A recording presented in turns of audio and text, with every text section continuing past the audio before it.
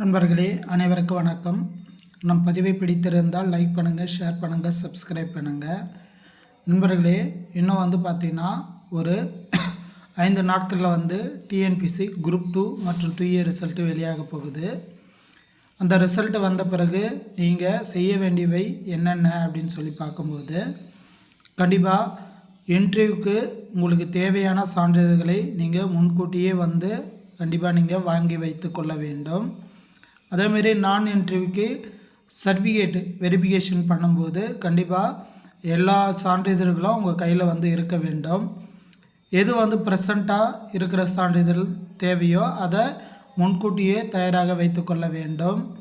மேலும் உங்கள் கல்வி சான்றிதழ்களை நீங்கள் தயாராக வைத்து கொள்ள வேண்டும்.